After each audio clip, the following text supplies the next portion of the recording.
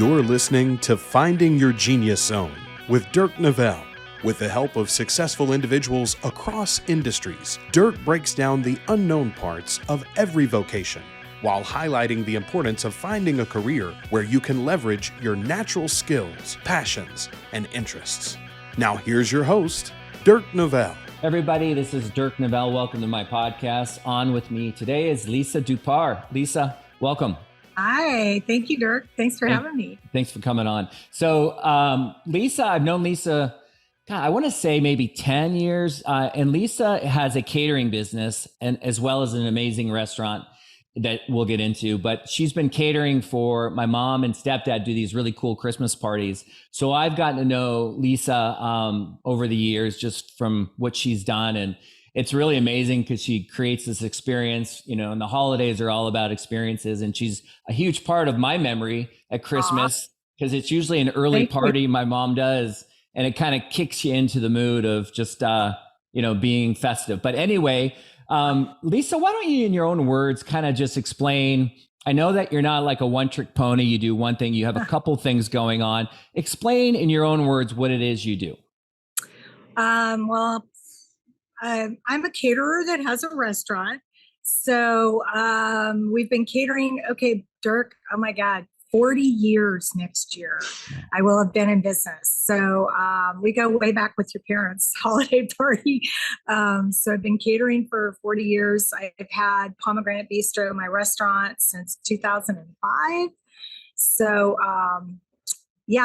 crazy. We originally added the restaurant just so that we could have legally sell alcohol on catered events.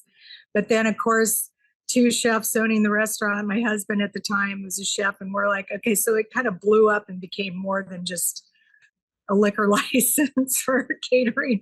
So it's a going concern. So I mean, it's not a little restaurant. I'm really curious because I would think if someone was to ask me what came first, I would think that you had this restaurant and then decided, hey, people love my restaurant, let's do a catering business. So I guess I'm a little curious, why the other route? I'm sure there was a reason behind it.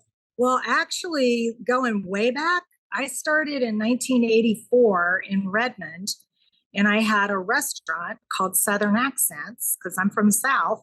So it was all Southern things on the menu, and it was in a little house in Redmond on Redmond Way. Yep. And I wrote the menus every night and just realized after a while, like I wasn't paying myself a paycheck.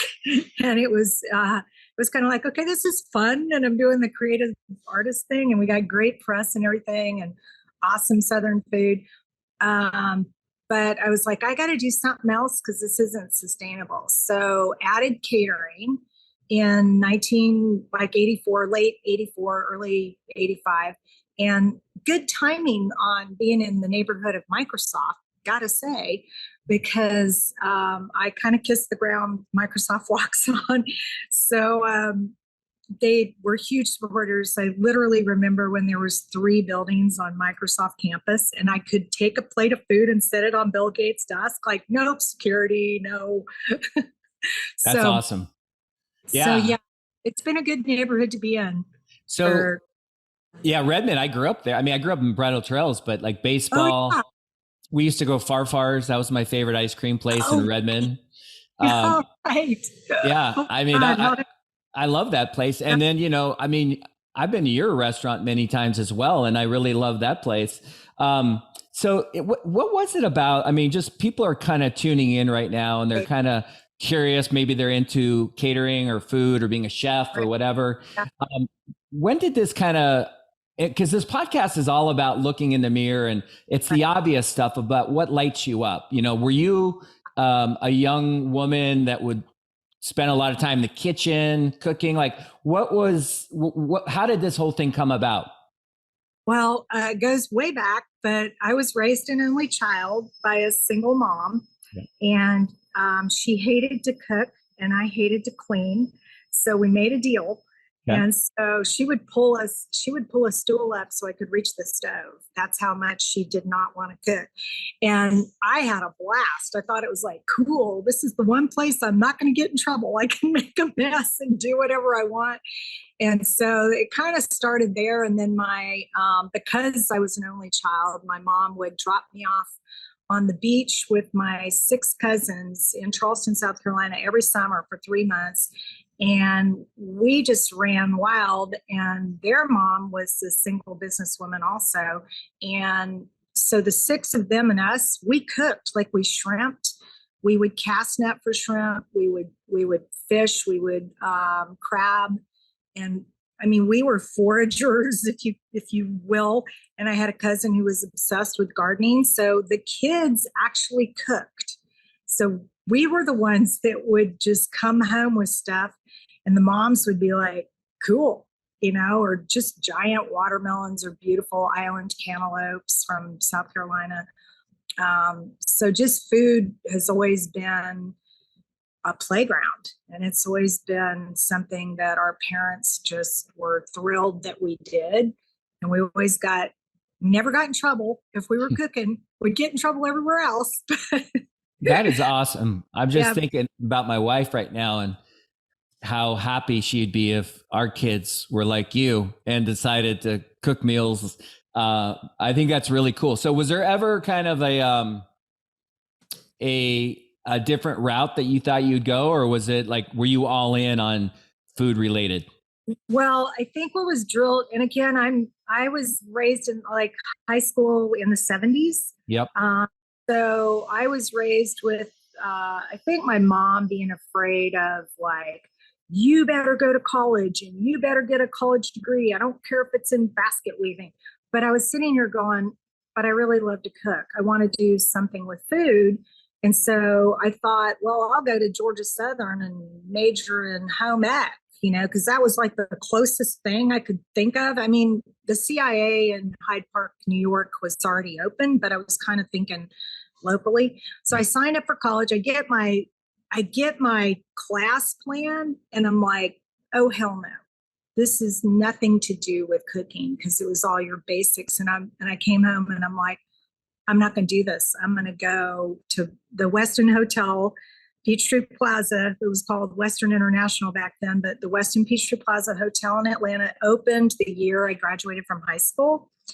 So I just went down there and asked if I could do anything just to be in the kitchen. And much to my mom's horror, because that did not look like a college degree at all. Yeah. So, so I was like, I want to cook. I want to be around food. I want to do this. I love it. I love, it's interesting. You just said something like, if I could do anything, I just want to be in the kitchen. I think those are that's the stuff, like someone was asking me about this podcast, and like, I'm trying to get people, young adults, to think about the obvious, the stuff that's like, what do they do on a Saturday that takes them away for 7 hours and they think it feels like a half hour. But they're playing.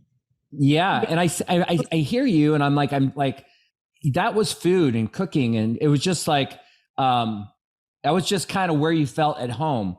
Maybe in a previous life, you were a chef as well. And that's the kind of stuff that I want people to pay attention to. So I love that you brought that up. And then did you have like visions of being this chef in a huge 5-star restaurant? Or did you like, listen, I just want to be around food and I don't really care? Or did you have this long-term plan all outlined, in front of you? Well, again, it's the decade that I started in, because back then, so in the Westin, I was like amazed. I would just go into the walk-in and stare at these giant lobsters in the walk-in. I'm like, oh my God, this is amazing. And then I heard through the grapevine that Westin Hotels had a formal 3.5-year culinary apprenticeship program. So again, 1970, whatever year that was, 77 or something like that, I asked my chef, I said, hey, I hear you have an apprenticeship program. I want to be in it. I want to learn. And the answer in the 70s was, we don't train women and we're not starting with you. And I was like, oh, okay. I didn't mind, whatever. All right. And so I just like, as long as I can be around it, cool. Well, literally, probably the week after I got that news, there was a gentleman in a suit that came up and was standing right by me. And I was like in the salad area. And he said, do you like your job? And I said, I love it. I love it. I said, it's just too bad that Weston doesn't train women.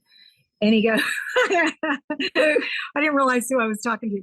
And he said, what do you mean? And I said, well, I was told that, there's a formal culinary apprenticeship program, but I was told that Weston doesn't train women. He goes, oh, okay. I'll be right back. So literally, like, the very next day, I was in the chef's office. I didn't realize I was talking to his corporate executive chef, Chef Roth from LA. And I'm thinking, okay, that tracks. LA is a little more progressive than Atlanta, Georgia in the 70s, I guess. So, yeah, there was a contract there for me to sign on a 3.5-year culinary apprenticeship with Weston Hotels. And it was a beautiful program. Like, yeah. Oh my God, if people did that today, I mean, they probably do. It's amazing. But we had classes that were mandatory. We had tests. So we had theoretical and practical. And back then, the executive chef spent one full day with us a week. I don't think that's feasible these days. Right. But so I feel like I lucked out on the timing of that. But yeah, and then my chef, who's like my father, he's like my best friend now, but at the time, the one that said, I'm not going to train women. Kind of the first week of my apprenticeship there, he said, I'm going to put you in the butcher shop with the Greek butcher. I'm like, cool, okay. And he ordered in a side of beef. And the Greek butcher was like cussing and under his breath, like in a language I didn't understand. And he goes, this is all your fault. And I'm like, this is awesome. Like, show me, like he was tasked with showing me how to break down the side of beef. And I'm like, oh my God, I felt like I had died and gone to heaven. It was like so much fun. And he's cussing. And then the chef that he just walked by, my chef, and he goes, you really do want to do this, don't you? And I said, yeah. And I'm like, was this a test? And he's like, yeah, because I just had to make sure. I love it. Yeah. I wonder, just, you said you didn't know, but like, okay, I'm going back to someone younger that's watching. There's got to be curriculum or courses, or I had a friend that went back, I think it was Cordon Bleu or whatever. It was a 1 or 2 year long program and he learned. So I'm sure there's similar type situations. Oh, today there's so many options. Yeah. There's so many options. We luckily in Seattle, we have Seattle Culinary Academy in Seattle Central, like up on Capitol Hill. And we also have South Seattle Community College. They are cranking out, like their programs, both of them are amazing. And they have super high bars. You can go down the culinary route or the pastry route or baking. They have amazing chefs teaching these students. And I mean, we have so many people in our kitchen that we've hired from these schools. So cool. Make it a lot easier. And high schools too. Like high school, I would have killed for that when I was in high school. I love that. I love the fact, like there's in my son's school, they have like a greenhouse. So they're teaching kids how to grow vegetables and stuff. So cool. And I just think that's amazing. So let's kind of get into, I think you said catering is maybe like 75% of your life and the restaurant is like 25? Yeah, like 2/3 catering, about 1/3. Okay. Yeah. All right. Let's get into catering. You've been doing it for a while. Tell the audience what they think they don't, what they don't know. They think they may know it. You know, you go online and you look at the job description and you think, okay, I'm going to bring food to an event or a wedding or something. What is it about catering that you've learned that people don't know about? Well, it's kind of interesting because we're part of this group called Leading Caterers of America, and there's like 1 or 2 per city across the country. In Seattle, David Haggerty from Tuxedos and Tennis Shoes, the Haggertys, and I, both of us are part of Leading Caterers of America. We're unusual because most cities only have 1. I didn't mean to go down that path, but what we've learned from those meetings is the caterers are like we ought to write a book on our worst case scenario stuff that people have no idea this goes on behind the scenes. And restaurateurs, I mean, with all respect, a lot of restaurateurs and restaurant chefs aren't caterers. Like, you're not equipped for all the worst case scenarios that could possibly happen. The food is almost the easiest part. It's like, oh my God, the wedding cake just fell out of the back of the van. Everything I'm telling you actually happened. I'm not making this up. Wedding cake just fell out of the back of the van. Call the kitchen. Everybody get back in there, make another cake, decorate it, get it to the party. And so nobody realizes that we just lost the wedding cake. Or the German Shepherd ate the wedding cake. That happened. So, just stuff that's like unbelievable. And I could go on and on with the crazy stories that happen to us while we're still expected to produce restaurant quality food, restaurant quality service in the middle of the woods on the Olympic Peninsula, where the power just decides to go out while you're in the middle of, you know what I mean? Yeah. So we're more tasked with all of the logistics being our biggest challenge. Logistics and people. The people, I think people in any business, you have to make sure your people are fit your values and your system. And they're on your team, which mine are, thank God. I feel very fortunate. But just the crazy logistics stuff that happens. Literally, we could write a book on this really happened, y'all.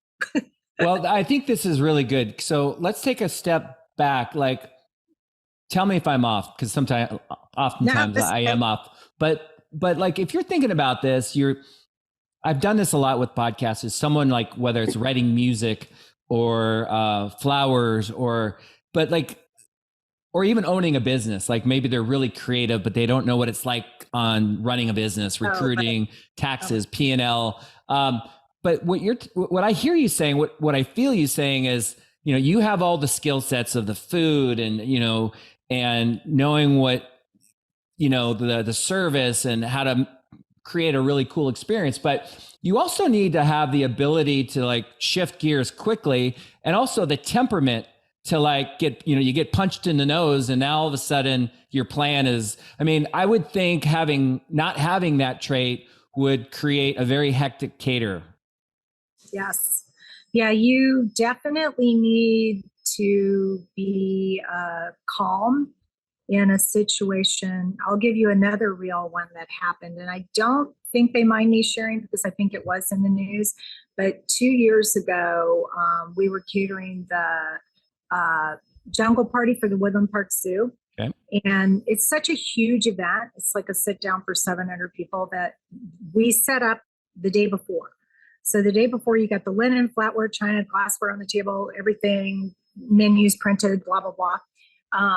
It's set. So that the next day when we come in, all we're doing is the food and bringing that in. Well, one of our servers decided to show up really early because he was excited about the event. And he showed up about 5 hours prior to the start time of the event. And he noticed water in the glasses on the tables. And he thought, and he was just new enough. So he calls the lead server and he goes, why would we pour water in the glasses the day before? And then he took a closer look, and there were little bugs in the water glass. So we discovered that the sprinkler system had gone off overnight on top of all of that. So, my lead server that day just was like a Zen master. Like, he was like, okay, what do we need to do? So we called, Court Party Rentals, and they kicked in gear, and they brought us all like new linens and china and flatware, or no, not flatware, glasses. They didn't have enough flatware. So it was sort of like, okay, we have to set up the sanitizing station with everybody in row to sanitize and hand wipe down flatware for 700 people. And it was just like, I overheard one of my cooks saying, only solutions, only solutions, only solutions. And it was just kind of like, damn, this team is amazing. They're like smiling, they're keeping calm. And then, I mean, then it was like we were ready 2 hours before or an hour before the event. And we did the food, and no one would have ever known. No one would have ever known what we had gone through to reset that whole room before it started. I still think back to that going, that is one of the catering moments where everybody's attitude and choice to respond in that manner and staying calm and just going, okay, this is what we need to do to be ready in 5 hours. Let's just do it. Yeah, I mean, no, I think that's really, I'm so glad you brought that up, because this is the stuff that's beyond the job description, right? You think about, I can really cook and I love food, but what happens when the sprinkler system goes off? Is there another trait that you think is really important for somebody who's considering your line of work or your career path that you've seen in people that have been very successful? So in this example, someone who is calm under pressure. Is there another trait that's pretty crucial? Flexibility and adaptability in this business, for sure. In the restaurant business, I mean, you can ask any restaurant server or cook or chef or restaurant manager, flexibility and adaptability, and front of the house, especially the ability to connect with people. So to be someone who has the skill set to build rapport with customers, and same on events. And then the culinary team, the chefs, the cooks, the line cooks, again, the ability to, I mean, I hate to use the word multitask because it's, but still, you know, you got something in the oven, you got something you're sauteing, you're plating up 3 plates. So just the ability to really, I guess, not get overwhelmed by the situation at hand, and always realize that we're here to create a great experience for people, whether it's the restaurant or a catered event. And that's why we're here. And I mean, I had a restaurant manager that used to say, okay, this isn't world peace, this is food. You know, so if somebody was getting a little like, he'd, bring them back like, it's just a hamburger. We can recook that. I get it. So what would you say when you 40 years you've been doing this, you look around, you've seen a lot of people enter, probably a lot of people exit. Is there a consistent theme to what makes maybe somebody not successful as a caterer? And you don't obviously have to get personal or put any names, but like, what are the things that trip people up? I would say what you hit on, you touched on it, and I'm looking at myself in the mirror here, the artist entrepreneur brain, not finding the partner or the leader that's the leader manager brain, the one that is leading by the numbers and creating the metrics and the systems of accountability and the checks and balances, and not realizing the importance of your business attorney and your CPA and your CFO. Yep. I kiss the ground they walk onto, because it's not my passion at all. And I can see if you don't have someone that is measuring your company by the numbers, then, and I'm like I say, I'm guilty of that. I'm guilty of not, of letting the numbers slip, because I've gotten so into the artistry of it, Yeah. Like, oh, cool. Look at this dessert Daniel created. It's amazing. And not staring at, oh my God, we're off our target on labor costs and food cost and waste. And yeah. I love that.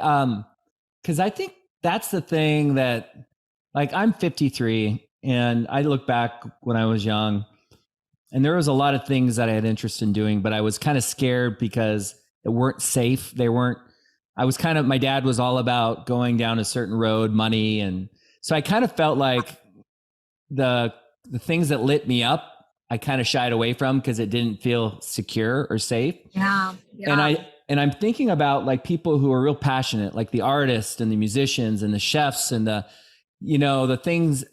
But there's also an importance that you're bringing up is if you're listening to this and you have those skill sets, you also got to understand if you're going into business, you have to have the other side of the fence as well. So it's a good thing for people to consider. And it's okay if you don't have that skill set. You just need to find a partner or partners that do, so you can do what you do well. Yep.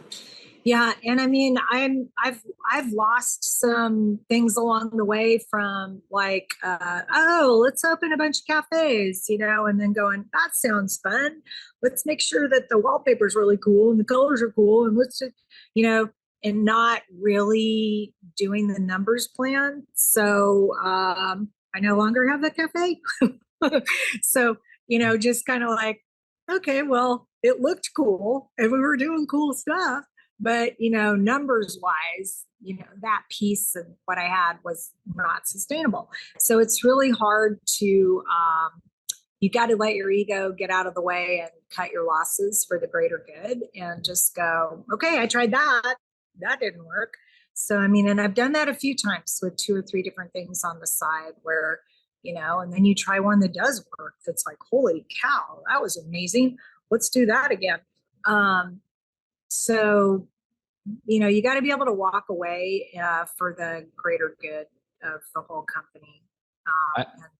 No, I get it. So I have 2 questions. I'm trying to think if I should ask you one. I don't want to forget the other. One is you can answer in any order you like, but I want to know what you love about what you do. Like, what is it that keeps you coming back? And 2 is I want to kind of get into your day, your night, your weeks. Like, what is your schedule like? What is it, what is it like to live the lifestyle of a restaurant owner and a caterer? Like I get into things like my dad was a pilot and I would have never wanted to be a pilot because I never would want to miss a holiday. I want to wake up with my kids. I want to go to bed with them. I've coached all their sports.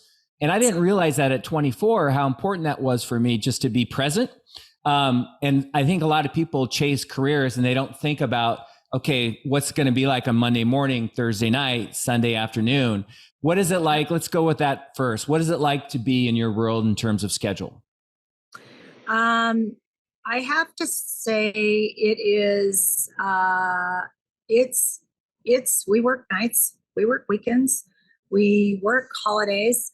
I mean, when I was at the Westin Hotel, it was like, I was like the sous chef. So it's like, okay, you're working Thanksgiving, you're working Christmas Eve, you're working, because I was kind of at the bottom of the hierarchy and it was before I got married and had kids. And when I opened Southern Accents, the one thing that I said is like, I am not working holidays. I am if I'm going to own my own business, I am closing. I'm not. And I mean, we still to this day just say we're closed the week of Christmas. We do have a huge Thanksgiving thing that happens for 25 years that we call Turkey a Go-Go that is massive. And we crank out like 100 full-on Thanksgiving dinners that people pick up before noon though. And then at noon, hard stop. And then my team goes and they have their Thanksgiving dinner with their families. And I've done Friendsgiving Friday for 20 something years because by the time I get home on Thanksgiving, I'm ready for a nap. But just, I mean, that's one thing about owning my own company is like, I'm not working that week of Christmas. I'm just not, and the restaurant, but it's evenings, holidays. That's just kind of the lifestyle of a chef, and pastry team starts at 4 a.m. to bake, to get everything baked before we open at 7:30 for the grab and go in the restaurant, so that all the pastries are fresh and the breads are fresh. And the hours are kind of crazy. And catering, I mean, I heard we did a corporate 4-day event a few weeks ago, and the chef's like, yeah, I'm starting at 3 a.m. because this breakfast starts at 6. I'm like, oh my God, okay, you guys are like superhuman. So I mean, it's the hours are rough. And I mean, rough for what you're talking about, like being at home with your kids and putting your schedule and your life with your children first. Yeah. I think I got lucky in that timing because I was pregnant with my second child and I said, something's got to go. So I sold Southern Accents, my restaurant, because I wanted to see my children at night. And then I kept the catering piece and the kids so that I could. And then what I thought I was doing was more in control of my schedule so I could be with my children. And I could say, no, I'm not going to do that event because I'm going to be with my kid. Okay. But that didn't happen. We just took every event possible because all I was doing was catering at that point. But with enough teammates, you can get coverage for that different shifts and things. So I'm thinking, like, tell me if I'm wrong, but like if you're going to get in this world, whether it's a restaurant, catering, you have to be open to the fact that it's going to be not typical hours, right? So nights, Correct. weekends, I mean, it is what it is. And then maybe in time, like you get to a point to where you can be more selective of your schedule or more in control. But I do think it's really, like, these are the things that I want people to think about is you might love food, but you also got to understand it might take away from, your schedule and what you can and can't do on certain days. I worked at a bar. I started bartending at one of my favorite bars, and it kind of ruined my experience working at the bar because, I would get off at 2 and, it's kind of like grandparents, they can just come in and hang out with the grandkids and then leave, and then parents got to deal with sugar and walk out the door. No, I'm just kidding. Yeah, my mom's good at that, by the way. She's an amazing grandma, but she likes to give them sugar. She did, but so what about what is it you love? Go ahead. My stepson has been an executive chef for years. He moved to Austin. He and his fiance had a baby.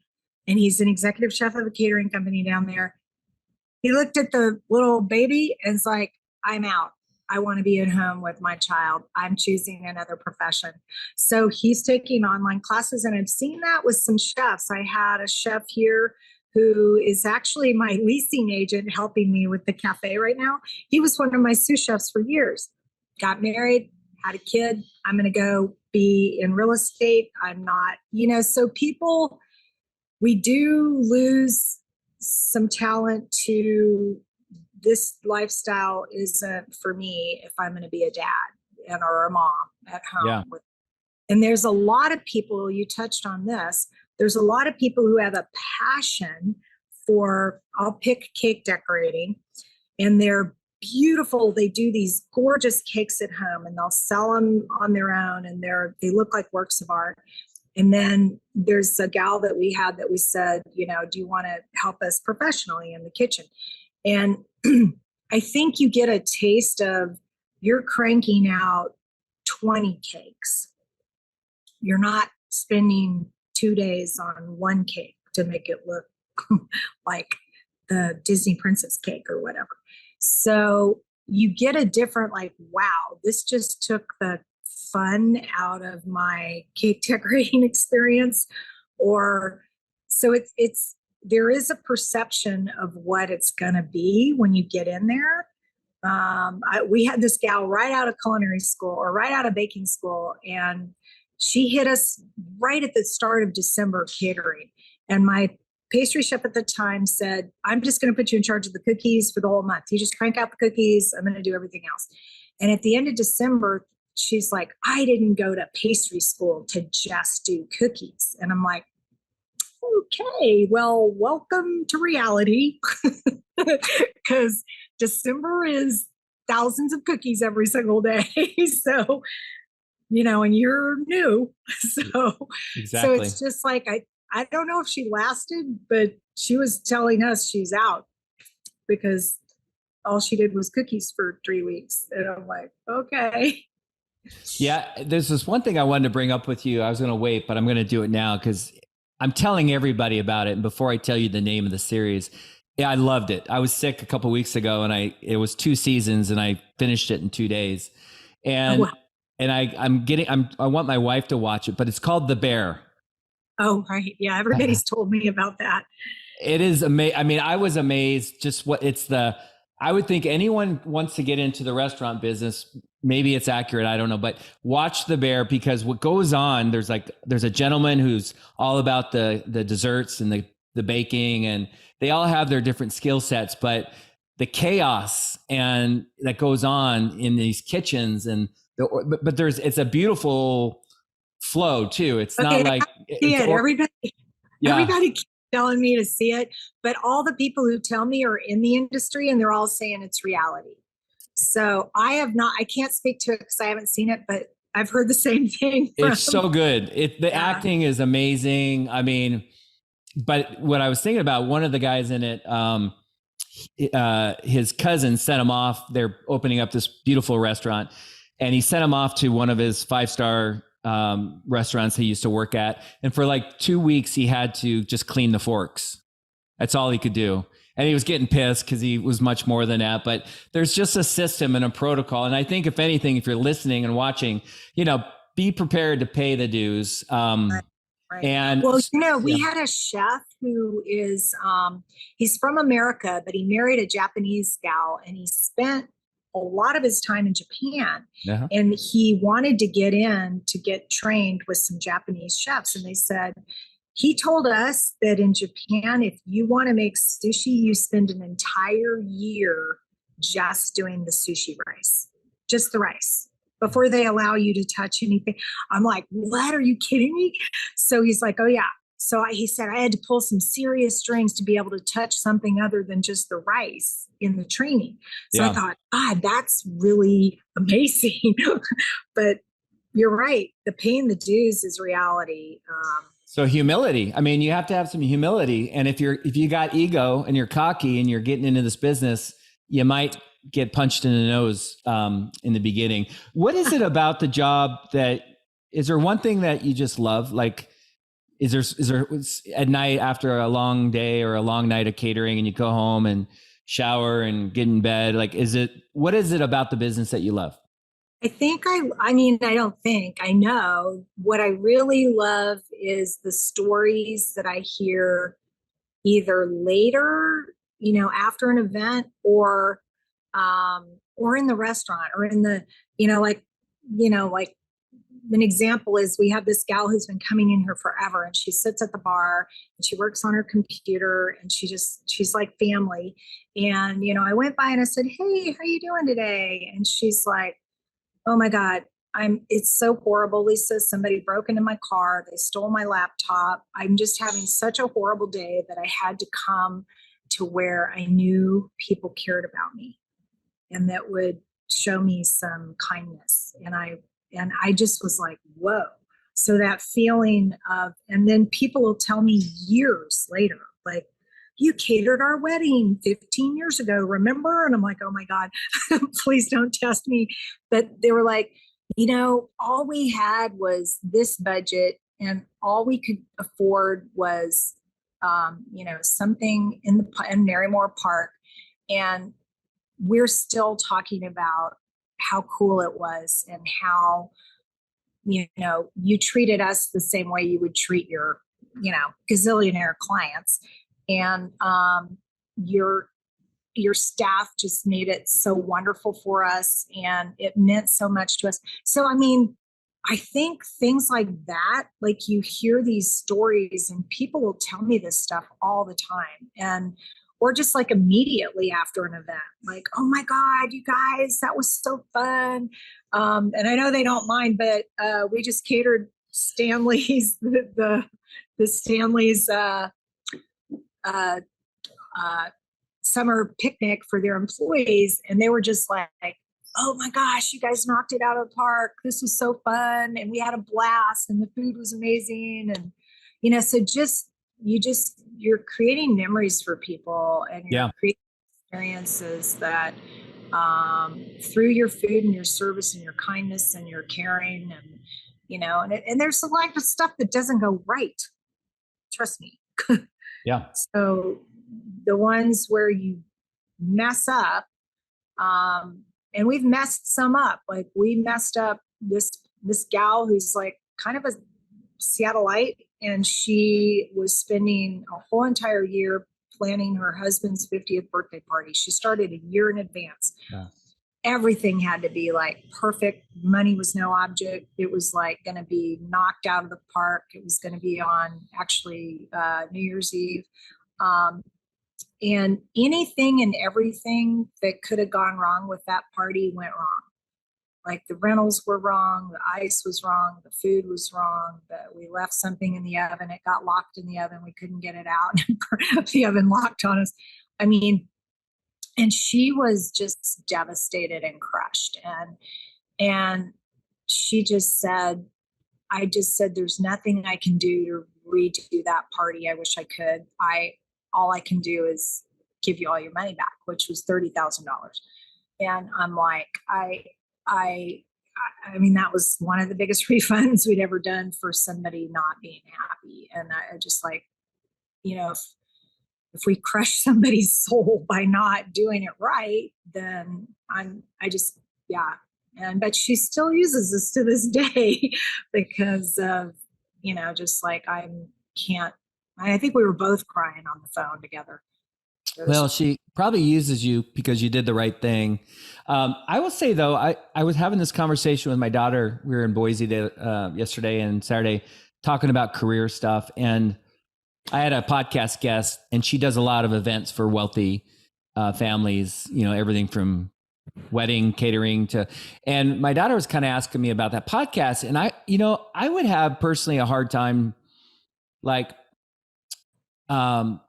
I'm good at customer service, but I'm also not good at taking it from rude people. And I would think that, you know, your job is to provide an experience, but like, I would think you also have to bite your tongue often when you have rude clients. And I don't mean to get negative, but like, I was thinking about your job and I'm like, that would be hard for me. Cause like, I would enjoy all of it, but once somebody is being a jerk, or, you know, or whatever, I think I would have a hard time with that.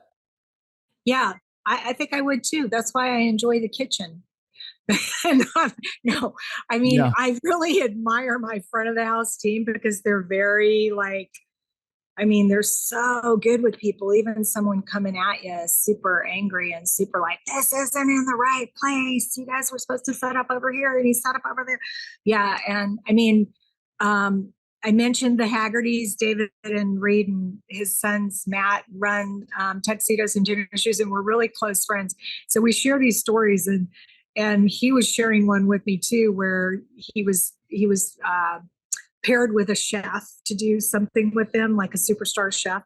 And we've done that too. Like we've been the food for superstar chefs that come into town and need a kitchen and you know, a service team and a chef team to support them for a special event. And I've got to say, I've been lucky because the ones that have come in have been really kind to us. But he was just like, oh my gosh, Lisa, I think my team is still traumatized from this chef just ripping us to shreds in the back of like, you know, they were doing what they were told to do, but it was sort of like, you know, just kind of like, yeah. You're just, yeah. I just brought it up because I think honestly, I'd have a hard time. I mean, I could do it, but I just watch people at restaurants, even when they're rude to the waiters or the busboys or whatever. Or, you know, you see it on TV in a movie or something. And I always just shake my head because we're all trying to survive in life and do our jobs. And, you know, I would assume in the Bellevue, Kirkland, Redmond, you know, you got some ego that you got to deal with. Entitlement. There's a lot of, and I don't know if it's a culture thing or a time in history that we're in where it's like, well, you didn't make my vegan, vegetarian, gluten-free, blah, blah, blah, blah, blah, the way, you know, and you're like, let me see how I can help you with that. You know, so, I mean, there's a lot of, I guess there's a lot of expectations that people expect you to meet and hoops that they expect you to jump through. And, there's some people who are really polite about it. Like, oh, that's okay. I'll find something, you know, on the menu that I can eat, you know, that fits all my allergies or whatever. And then there's others that expect you to have your crystal ball with you and know they have 5,000 allergies. We're that family, unfortunately. Like my son has every allergy in the book, and some are life threatening. So we don't go out that much because I always That's feel, serious. No, it's really yeah, serious. It's no joke. yeah, And I mean, I think where we struggle is, as a parent, your son's allergies, you're taking 100% responsibility for that. And you're like, we can't, I mean, I'm making this up, but we can't have anything that's in peanut oil or any peanuts or anything in the room, and communicating that to begin with versus yeah, versus the expectation of it magically appearing for you without letting the chef know that actually happens a lot, yeah. I bet. uh, So what would you say, we're getting towards the end of the podcast. And again, I really trying to get in the head of a young adult. Someone's okay. watching, listening, and let's just say they're intrigued and they're still like, I'm in, this is what I want to do.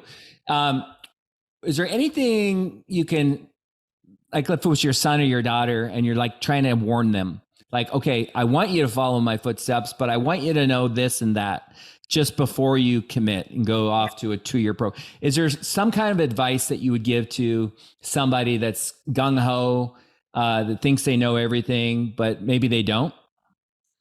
Well, I mean, I'm just old enough. I mean, this because I reached out to you about Dr. Joe Dispenza, and I follow, as far back as Jim Rohn in the 80s, and then Tony Robbins. And then I follow people who help with, and Jim Rohn had a quote, work harder on yourself than you do on your job. And I mean, I think that that's true for pretty much any profession, but definitely ours. Literally take care of your mental health, your physical health, your spiritual health, you have to take care of you, especially in this profession. Well, I mean, I'm sure other professions, being firemen and policemen and Lord knows every other profession, but there's a lot of pressure here. And you've got to take care of your physical health and your mental health and your spiritual health, and whatever path that is for you. I can't stress how important that is to be able to, tap into positive energy and tap into realizing our greatest power in life is the power to choose and choose your response. And that's why I was so proud of my team on that zoo day, because you can choose your response. You can choose to be kind, and you can choose to be a jerk. That's you. That's you. That's not anybody else. And my advice to anybody coming in here is make sure you're taking care of your health. Make sure this is a physical job. The chefs are fit. They run marathons. I have 2 chefs that run marathons. One of our chefs competes in Brazilian jiu-jitsu. It's a physical job. And, eating right and getting enough water, getting enough sleep. I mean, I sound like a, whatever that you hear from everybody these days, but it's true. You have to take care of yourself or you're not going to make it. You won't be able to stand up for 10 hours on a cutting board. I love it. And I got to say, I told you that this podcast is on the fly and it's not scripted, but I'm going to, there's a quote that you said something, and I'm going to give you this quote because I think Cool. you would love it. And based Cool. on just you and I talking about Joe Dispenza, and Yeah. we both kind of are into that whole vibe. And I will say, the whole meditation thing has been huge for me. Just trying to change my thoughts and then which ultimately changes my beliefs. And it's hard to get out of your head and in your heart, but you're right about, showing up a better dad or a better husband. And I've got a long way to go, trust me, but I will tell you the meditation, when I can tap out and kind of go into the quantum, as I say it. And it's so valuable. I know it's amazing. Well, this is just ironic because this morning my chef sent me a text saying, I want to support this nonprofit called Burnt Chef. And I've never heard of it. And he goes, I want to, it's about mental health right. for people in our industry. And I'm like, Okay. I'd never heard of it. I haven't even opened the thing yet, the link yet. But I was just thinking about doing something myself as, like a volunteer or nonprofit for talking about ways you can take care of your mental and, physical, spiritual health in this industry of so much pressure. And like you say, people yelling at you at the front desk, like, you didn't get my reservation right, or whatever. Right. Like, people's energy coming at you all day long. Yeah. And the pressure to get the food out properly or hot enough, or, oh, damn, the chicken cooked properly, temperature, like, I would think that meditation in your line of work, with all the moving parts and the things that pop up and the change of course, the direction, you'd have to have that ability to tap in. Okay. So I apologize for the delay, but I really want this. And I think you might know it, but I don't want to say okay. It's Viktor Frankl. Of course. That quote is Viktor Frankl's from A Man's Search for Meaning is your greatest power in life is the power to choose. And it's from Viktor Frankl. I mean, it's not his exact quote, but yeah, how many years in a Nazi concentration camp, and he comes out and writes Man's Search for Meaning. It's just that is our greatest power in life, is the power to choose our response. And also, coming from the heart instead of the head. And I mean, I've been practicing transcendental meditation since 2016, and then I'm adding all these other ones, but it's improving my stress levels. Oh, yeah, totally. And it's so valuable. It's so valuable to take care of yourself. I think when you said that, I was thinking Viktor Frankl, and I always Tommy Boy the quote, but it's the reaction between stimulus and reaction. There's a space, and in that space is your choice to react, and then within that is your freedom or something. But I remember as a kid, I was pretty reactive. I was aggressive. I played sports, and I remember my reaction time when I get triggered is I've gotten a lot better at just kind of, and a lot of times I'm like, this isn't really about me. And I'm thinking in your world, if someone's venting because they're gluten-free, whatever isn't good enough, it's really not about you. It's about something that's going on in their life. And I would think that would be valuable for people to remember when they're in your type of industry. You've hit the nail on the head. I mean, I'm sure they don't mind me sharing this, but it's kind of funny. David Haggerty's wife, Meg, is a shaman. And she was teaching me this energy work once. And she was like, okay, Lisa, someone's coming at you and they're triggered.